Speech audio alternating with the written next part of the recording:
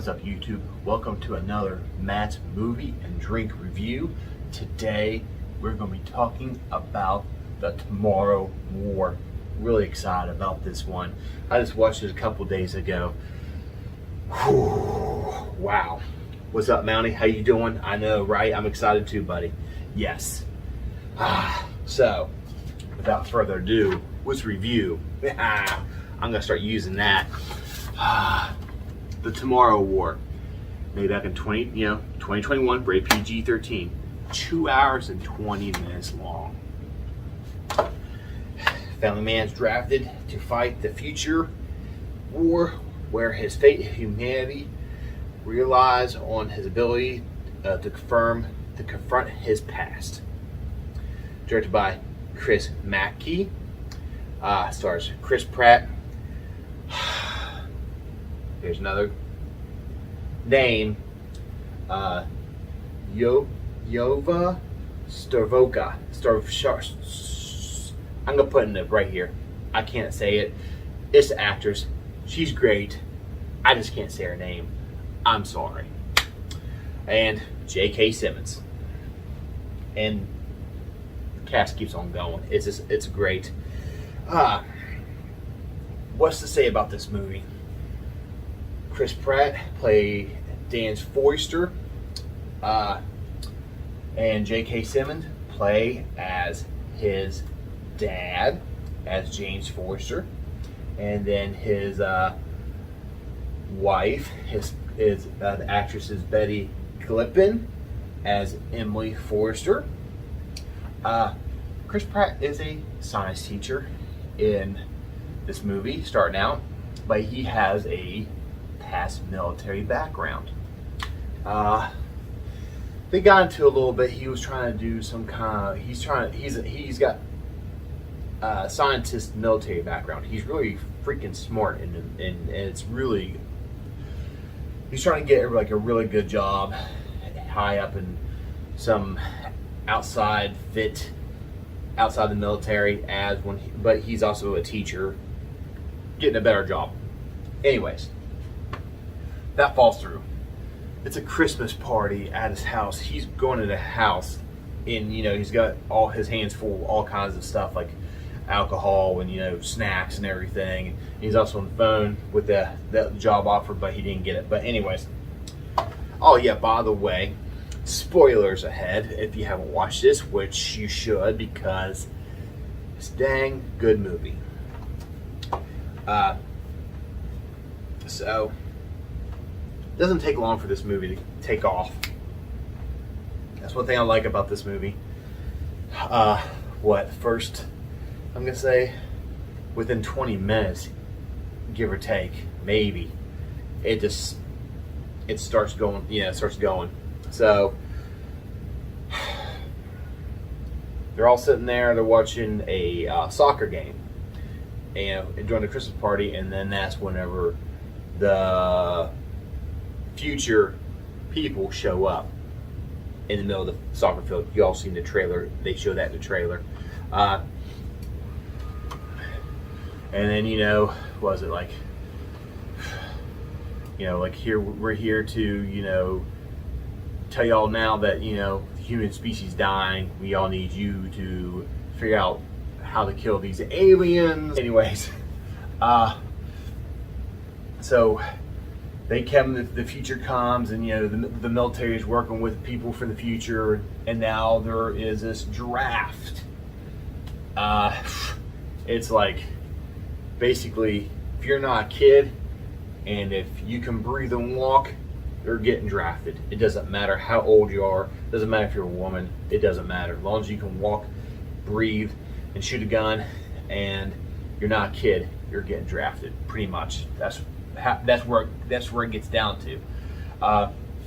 Chris Pratt has been very lucky. He is still teaching, and he's trying to get these kids more, to keep learning as this draft stuff's happening, and basically as they know, the world as they know it is not going to be there within 50 years. I think it's 50 years. Yeah, 50 years. So he's get ready to leave school. He's in school and he gets a phone call. Bingo, he's getting drafted. So right away, he gets that thing put on his arm. He shows up to wherever he's supposed to go to because he's a military man. Gets that bracelet thing put on his arm. Goes home, tells his wife, "I got drafted." You know, she's like, "Well, hey, we're gonna run away." And that's where J.K. Simmons comes in, James Forster as his character. Him and Dan are not the best terms. Basically, James Forster, which is Dan Forster's son, he wasn't really around raising him when he was a kid. You know, because he was a military man as well, and he just wasn't around stuff, and so, you know, Dan has a grudge against that, and, you know, he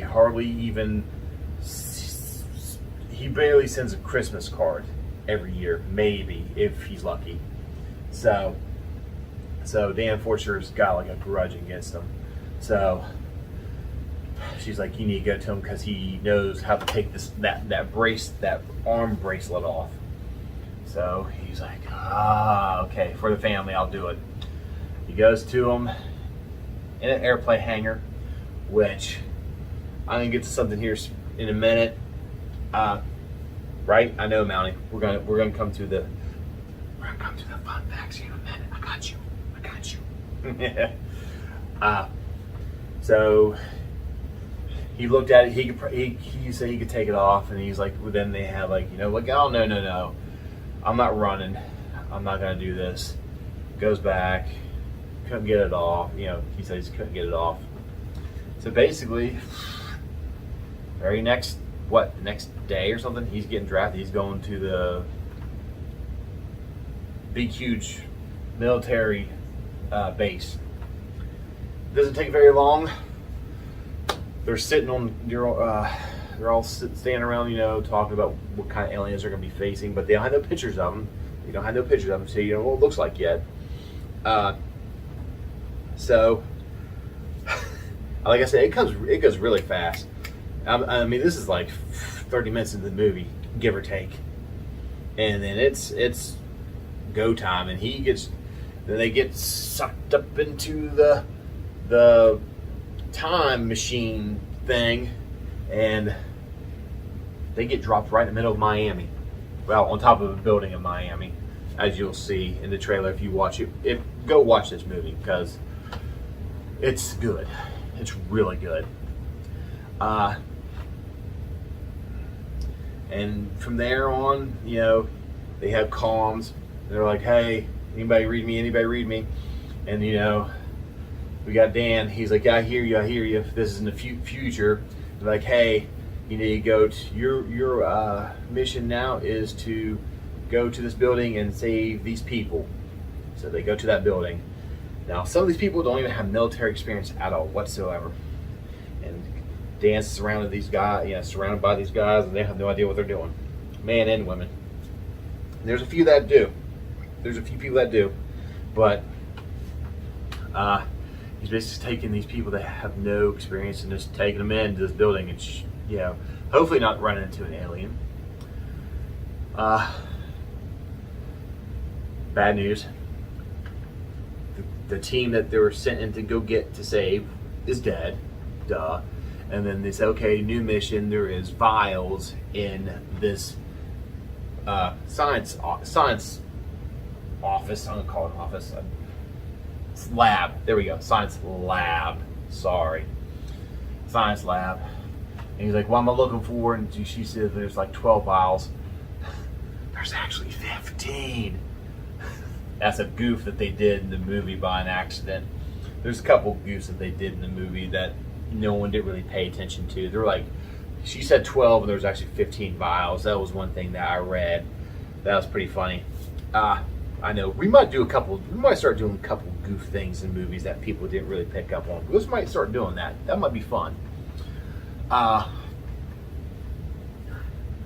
So, oh, really important thing. We're gonna do a little rewind. Yeah, I know. I do that all the time. It's something that's kind of important. When they get drafted and they get sent 50 years into the future, they're only drafted for 7 days. That's all the longer that they're in the future. And a lot of them don't even come back because they don't even make it. They die. That's how brutal this war is, which is understandable. They're fighting against aliens. They're 4 times the size of a human. And fast forward, okay. So they get into that building, get some vials. They start exiting. Well, stairwell, southeast stairwell or something like that. They start heading down. They're very quiet, because this completely nothing. There's nothing going on, But you all know in movies, I'm gonna say that Chris Mackie did an excellent job of directing this movie. The camera angles, and then the action sequences and everything, just spot on. Like really, he did a really good job making this movie. He did a really good job. Great. And then they hear something about 5 to 10 stories up. They saw a tail. I know, good tail, right? And so they see it moving, and then Dan's like, move! And then they just start running down the steps, and then that's the first time you get to see one of the aliens. Pretty good looking alien, it shoots spikes out of its tail. It's pretty good size. It's got big mouth, big teeth, of course, If I can find a picture of it, I'll put it right here. I'm not making no promises because it's a fairly new movie, but I'll see what I can do. Okay. So yeah. And then there's a big huge explosion. They make it down through like a road tunnel. There's a big huge explosion. He's trying to save the people that didn't have no experience because that's Dan. That's how he was to do stuff. That's how he's trained. Big huge explosion made him unconscious, and a couple other of them that were in the group as well made him all unconscious. Wake up. He's in a medical tent out in, I forget what they put across the front of the screen where they're at. They're like hundreds of miles away from Miami, so he was out for a while. I forget the location. If you know the location, put in the comment below, please. I can't remember. So I'm gonna do another rewind, but I saved this one on purpose. This reason I did it. I know. We're going to rewind to the very beginning. Whenever he got drafted, he told his daughter. She was outside playing. It's Christmas time. He had to tell her that he got drafted. He said, "I promise I'll be back." And she's like, okay, she's all sad and stuff because he's not gonna be there. He might not even make it back. And she's like 7, 8, somewhere around there. 7 to 10. I'm gonna say 7 to 10, somewhere around there. Okay, then fast forward. Wakes up, and the actress, I cannot pronounce her name. I'm gonna put her name right here again because I cannot remember it. I can't say it. I'll say sorry, I can remember, but I cannot say it because I'm not no name guru. But she plays as Colonel Maria Forrester. Ding ding ding ding ding ding. It's his daughter in the future. He did not know this at first, and then they start talking. I'm gonna say, in the movie, within like 10 minutes in the of in the movie time, he's realized, hey, you're my daughter. Whoa, this is crazy. He was like, but him being a military professional, he clicked right in. He listened to his daughter, which is, she's like 30 something, in the movie, and she's giving out commands because she's a colonel. And I think he plays I think his rank was like a sergeant before he retired, left the military. So he's listening to like she's a colonel, and then, excuse me. So now they're going to go for extraction of the female. Right off the bat, they go straight for it. Really high impact action sequences, getting the female, blah blah blah. She was like down in a dirt hole somewhere, and then they get her, they catch her. They take her to a offshore oil rig military site. It was old oil rig. Is what it is, off the ocean, off the coast of wherever.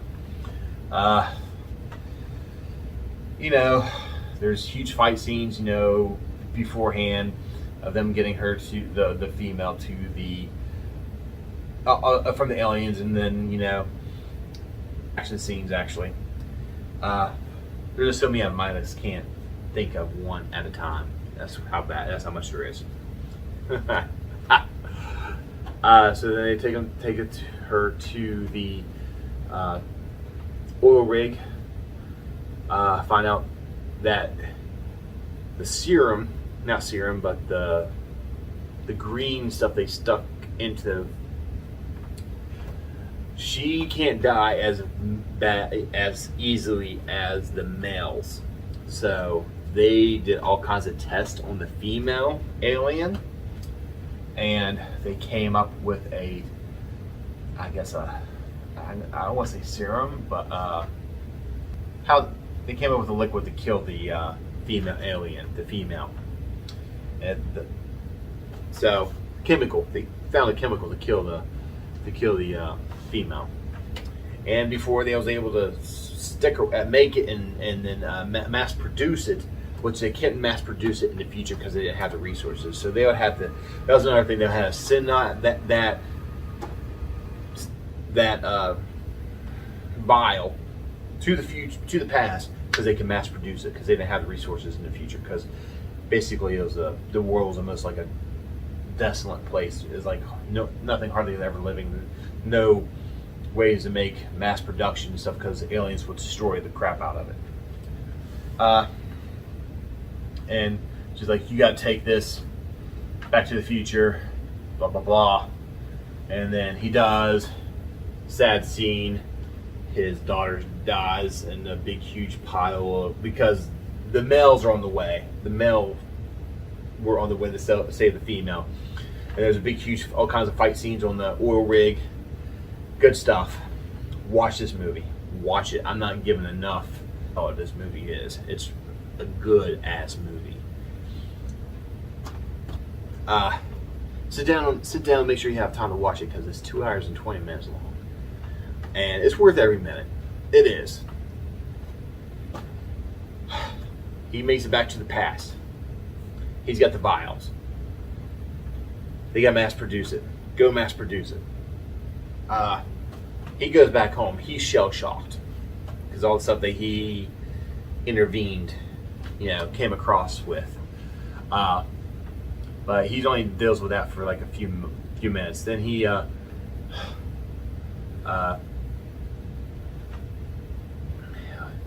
basically came to all the senator or whatever he is. Hey, we need to find out where these aliens came from. There's no impact. There's no, there's nothing showing that they came from outer space. There's nothing showing that they're, there's no evidence of them coming from space. And then that's when they realized that the reason they didn't show up until a certain time is because of a ice capsule was melting, and then they did not come up out of the ice until that time. So they were underneath the ice for that long, just being, just sleeping in their spaceship, basically. So they take upon themselves to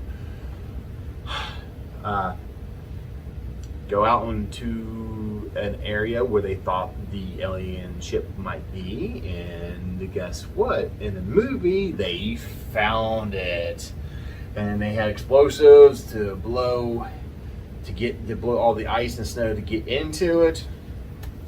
They find them all sleeping in their like little cocoons, but a very Predator-like type vibe in that spaceship, I must say. That's my opinion.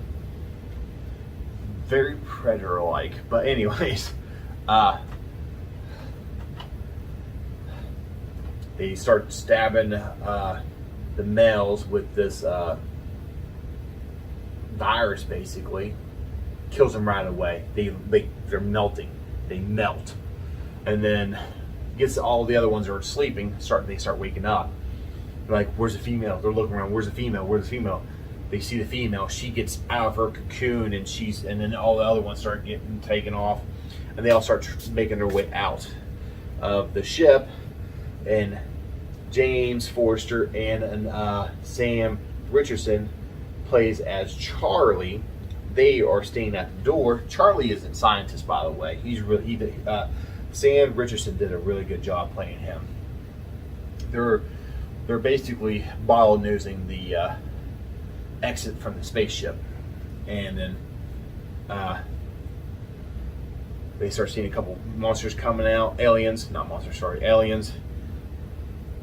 They start shooting up, killing it, and then Dan's like, "Don't let the one with the red markings escape," because that was a female. She had red markings on her chest. That's the only way you can indicate. And plus, she was bigger. She's bigger than the males. And then she ran away. They chased her down with a couple snowbills. James and Dan Forster chased down the female. The very long fight scene with one alien versus two humans, I must say. Probably one of the longest I've seen fight scenes in a very long time, which is very surprising to me. I really liked it, and it's such a wide open area, a desolate white snow, which I'm gonna get to that stuff here in a minute. And then basically they kill the female with the virus. So let's do fun facts. Yes, my favorite time. So let's do some fun facts, everybody. Fun facts time. Maybe I should make like a little jingle. I'm trying to put one in right now. Okay. So, this film was made, Paramount Pictures, from a theatrical release, but due to the COVID-19 pandemic, as we all know, Paramount sold the film to Amazon Prime for $200 million. That's a lot of cheese. That's pretty cool, though, that they did that. I'm glad they did. Okay. Let's go to... Okay, that was fun fact number 1. Sorry, I forgot to do this. Fun fact number 2. According to his record, Dan Forster's original timeline, he was born on November 11th, 1982, and he died on October 13th, 2030. Watch the movie, you understand what I'm saying. Director Chris Mackie was the assistant animation director on the Lego Movie 2014, also starring Chris Pratt. So they worked together before they were in this movie. Before Chris Mackie directed The Tomorrow War. So, okay, the last one because it's so funny. I've read this several different times. So Chris Mackie came across J.K. Simmons. We all know, if y'all follow him on Instagram, he's 66, I think. 66, 67 right now. So back in 2016, back in 2016, he posted an Instagram video, Instagram picture that he is jacked. He's got his biceps like this. He is jacked. And Chris Mackie wanted a father figure for Dan Forrester that Chris Pratt played. He wanted to be like a jacked up ex-military guy. They deliver that. Got the big, huge white beard. Chris Pratt was in awe and it really amazed by J.K. Simmons' physique. I've read it time and time again. He was like in awe with it. So I thought that was really funny. They made all kinds of jokes apparently, on the set. But yeah, J.K. Simmons was a beast. Well, he is a beast. He's all ripped up, cut up. And Chris Pratt and Chris Mackie were just enthralled with his physique, and it's pretty funny. I mean, they talk about forever on here. So, but what do you drink watching the Tomorrow War? My pick: American Honey Wild Turkey, bourbon whiskey. Why not? Gotta go out with a bang sometime, right? With the Tomorrow War. Might as well make it worth it, right? Let's do that. I know, good stuff. Cheers to y'all. Oh, yeah. My review on the Tomorrow War. It's going to be 85 proof. It was almost 90 proof. I'm going to get 85 proof. It's a really good movie. Solid action. Through and through. Not really hardly any dull moments. There's a few dull moments, but I mean, not very many. So, cheers to you out there. Take care. See you next time.